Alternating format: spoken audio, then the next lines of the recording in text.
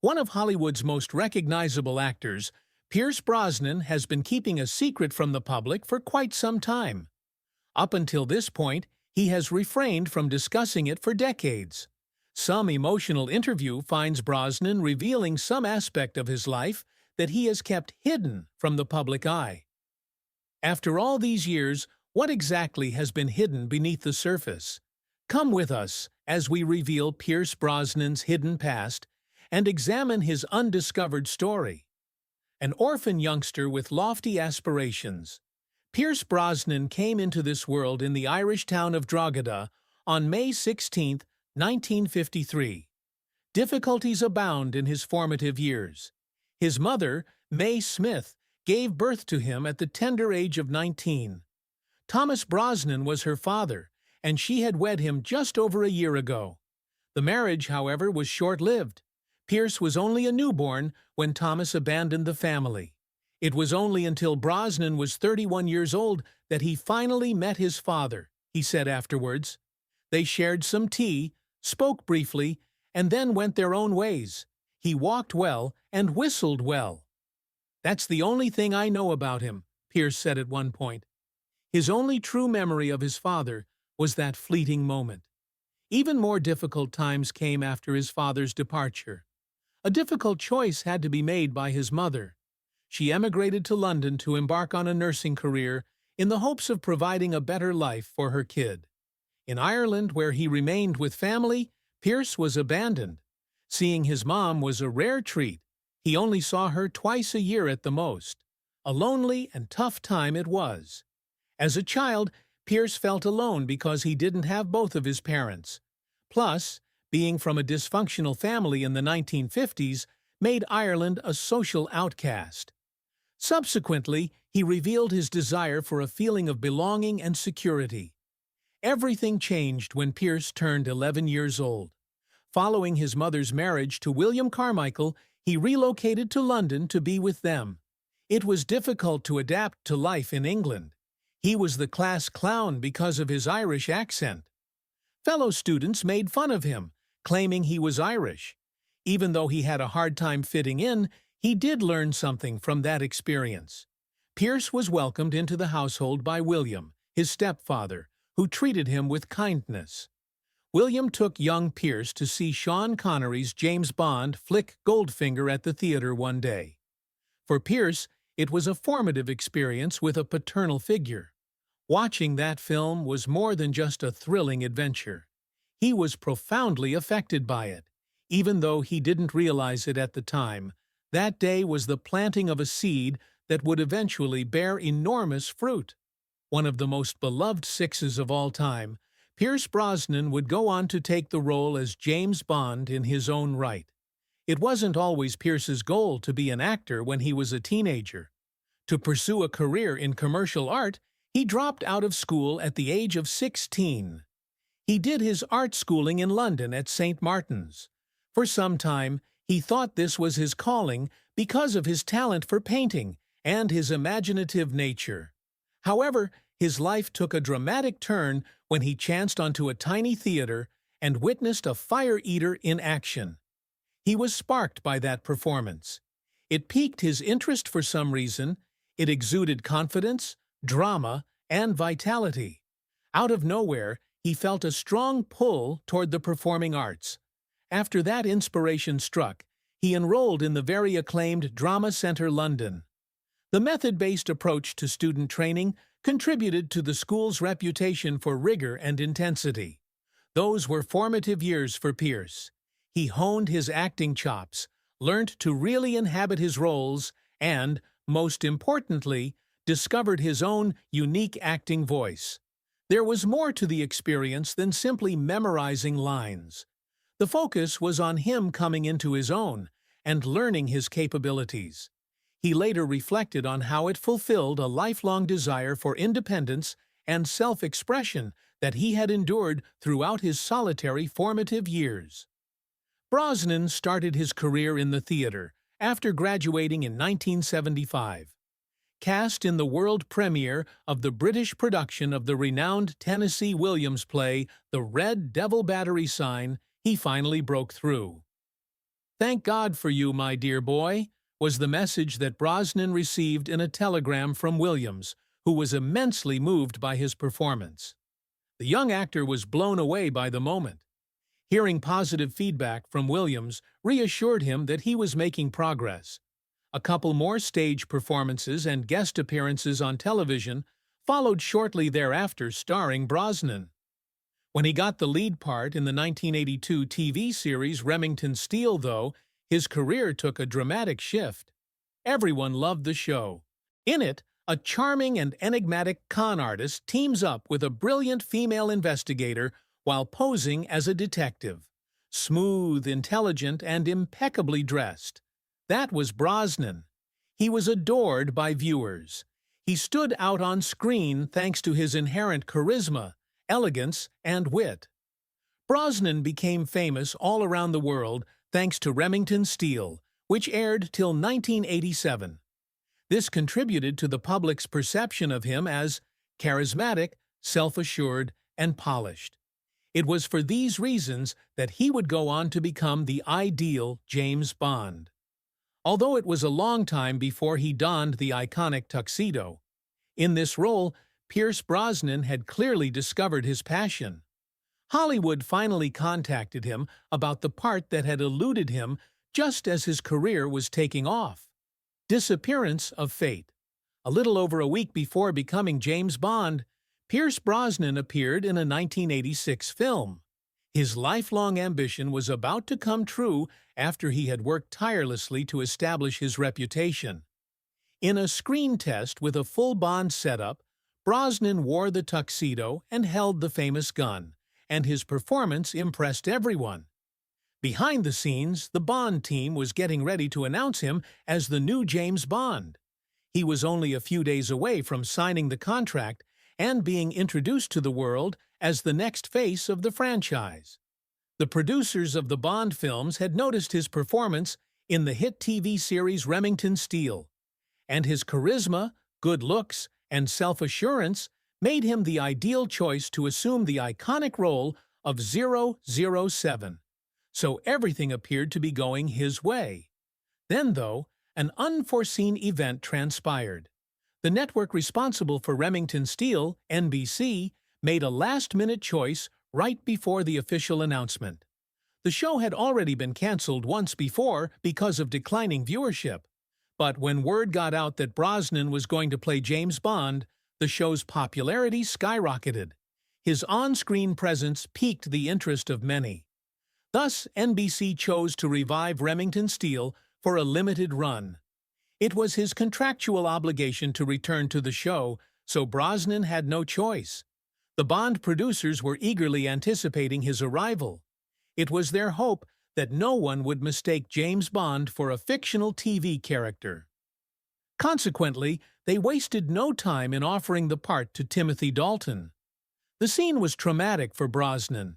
In retrospect, he said it was devastating. He had put forth a lot of effort. It was about to happen when the chance was snatched away. Knowing how close he had gotten, it was tough to see someone else play Bond.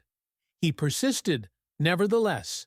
He maintained his composure, continued to grow, and kept acting. If the opportunity presented itself again, he would not hesitate. That opportunity came again in 1994, 8 years later.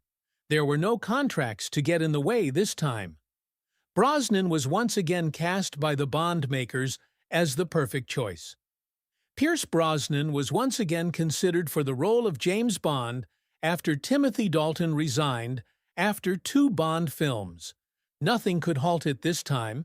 It was a watershed event for Brosnan and the Bond franchise as a whole when he was formally christened James Bond in 1994. At 41 years old, he exuded an irresistible blend of wisdom, grace, and vitality. According to Brosnan, discussing it afterwards felt like a full circle. At last, he had reclaimed the part he had nearly lost forever. He had grown stronger during the years of waiting.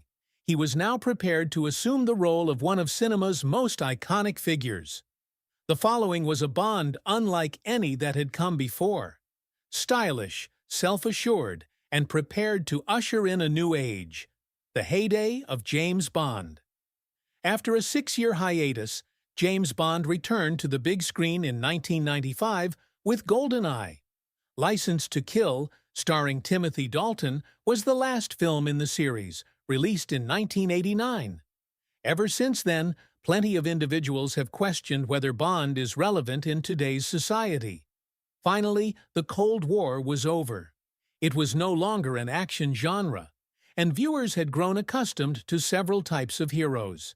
There were many who felt the Bond films were stale and uninspired. Everything was altered, though, by GoldenEye. Pierce Brosnan revived James Bond. At least it seemed proportional to the room. Perhaps it was dull for you. His take of James Bond was updated and contemporary, yet he had the iconic charisma and panache that fans adored. Under stress, he remained composed and assured, yet he also revealed his feelings. His connection was strengthened by this harmony. Without attempting to mimic the performances of his predecessors, critics lauded him for giving the part a fresh lease of life. Neither Sean Connery nor Roger Moore were his acting idols. Pierce Brosnan was all he was. It was effective. Upon its release, GoldenEye became an enormous financial success. Its $356 million global earnings were enormous for the year. It outperformed every Bond film from the 1980s and went on to become the fourth highest-grossing picture of 1995. Both critics and audiences loved Brosnan's Bond, demonstrating that the character could still be successful in today's dynamic environment. Brosnan reprised his role as James Bond in Tomorrow Never Dies, following the smash hit GoldenEye. A media magnate who controlled the news headlines to influence global events was the new type of adversary that James Bond encountered this time. Using themes of disinformation and the influence of the media, the concept seemed innovative and perhaps even prescient. A significant obstacle stood in the way of Tomorrow Never Dies. Its release followed that of Titanic, one of the most successful movies of all time, by precisely 1 week. A lot of people thought Bond would take a back seat. His endurance was on full display by Brosnan. Regardless, the picture was a huge financial success, earning $333 million around the world. It proved that Bond could make it in a cutthroat box office. It was in this film that Brosnan started to successfully combine the traditional Bond look with contemporary action. With his newfound speed, toughness, and intensity, his 007 was just as graceful and smooth as before. Brosnan confidently acted out the daring and exhilarating action sequences. Michelle Yeoh, who played the role of Bond girl in the film, was also unique.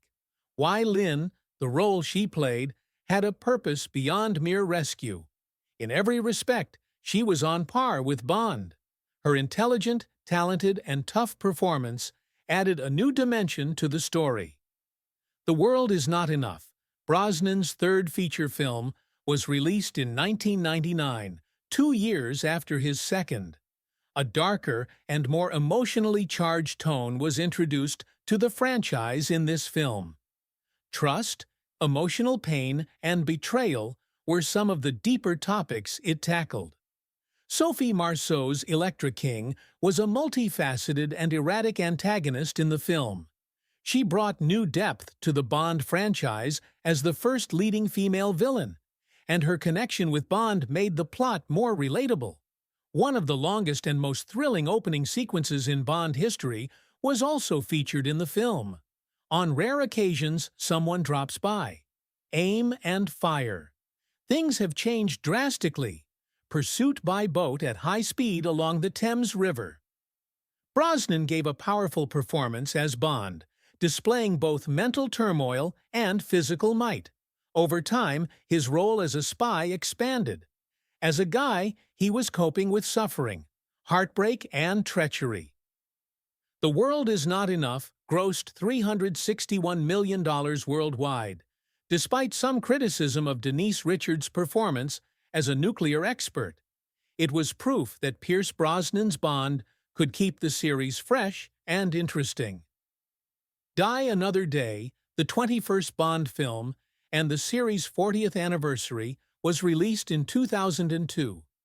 The film lived up to the lofty expectations set for it. At roughly $432 million worldwide, Die Another Day became Pierce Brosnan's highest-grossing Bond picture. In addition to being a huge financial success, it signaled a turning point. The picture had gone too far in the opinion of many critics and fans. Fans felt the show was veering off course in terms of style and substance due to issues including implausible devices, excessive use of computer-generated imagery, and some passages in the script. At the height of his Bond career, Brosnan was beginning to feel the pressure to change gears behind the scenes. A new chapter was about to begin for the series.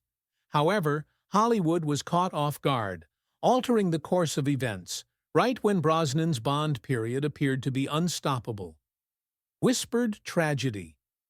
Pierce Brosnan thought he was returning for a fifth James Bond film after 4 incredibly successful ones. Everyone else did the same. His final picture, Die Another Day, has surpassed all of his previous Bond films in terms of global box office receipts, earning approximately $432 million.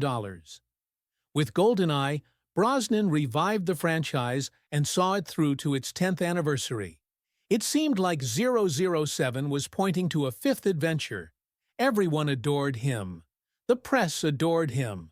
Above all else, it appeared that the producers adored him as well.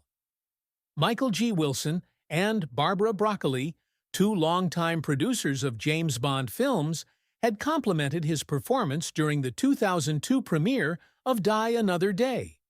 They expressed their enthusiasm for continuing to collaborate with him. It was clear to Brosnan after those interviews that he intended to return. But then an odd thing occurred.